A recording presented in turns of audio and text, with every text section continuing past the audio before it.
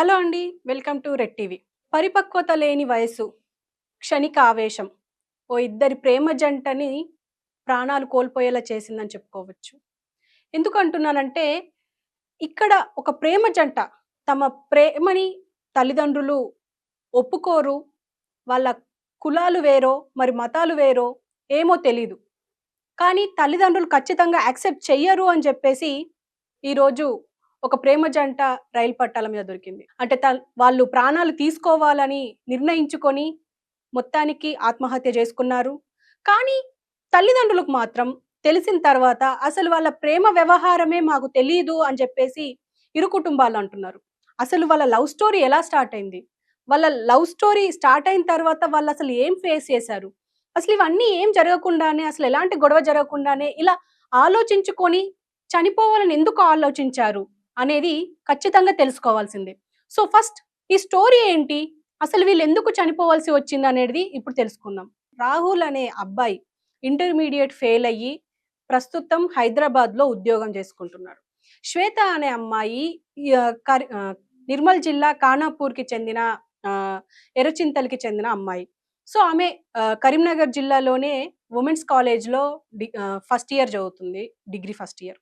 So, వీళ్ళిద్దరికీ ఒక ఈవెంట్‌లో పరిచయం అయ్యింది. ఆ ఈవెంట్ తర్వాత వాళ్ళకి ప్రేమకు దారి తీసిందని చెప్పుకోవచ్చు.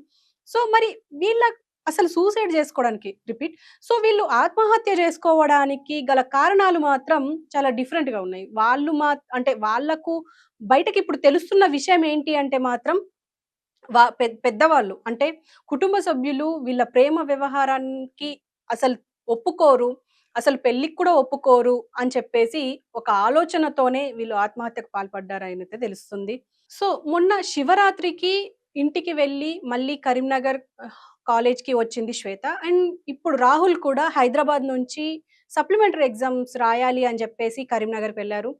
అయితే ఇందులో జమ్మికుంట దగ్గర వీళ్ళిద్దరు కలుసుకున్నారు అని చెప్పేసయితే తెలుస్తుంది. అక్కడనే దగ్గరలో ఉన్న రైల్వే ట్రాక్ దగ్గర వెళ్లి అంటే వీళ్ళ ప్రేమను ఖచ్చితంగా ఒప్పుకోరు అని చెప్పేసి వాళ్ళు ఫిక్స్ అయ్యారో ఏమో మరి. అక్కడికెళ్ళి అక్కడ సూసైడ్ చేసుకుందామని ఫిక్స్ అయ్యారు. అయితే రైల్వే ట్రాక్ పైన గూడ్స్ బండి వస్తున్నప్పటికీ, వాళ్ళు హారన్ మోగించినప్పటికీ అక్కడి నుంచి జరగలేదు. వాళ్ళక్కడే పడుకొని ఉండిపోయారు ట్రాక్ పైన అనేసి అంటున్నారు. అయితే ఇదంతా రైల్వే శాఖ అధికారులు చెప్తున్న సమాచారం. మరి ఇంకా ఏం జరిగింది అనంటే మాత్రం చూడాలి. ఇప్పుడు రైల్వే శాఖ అధికారులు చెప్తున్న వివరాలైతే ఇలా ఉన్నాయి. కానీ ఇప్పుడు పోలీసులకు ఇచ్చిన సమాచారం ప్రకారం చూస్తే మాత్రం తల్లిదండ్రులకు అసలు వీళ్ళ ప్రేమ వ్యవహారమే తెలీదు అని చెప్పేసైతే అంటున్నారు.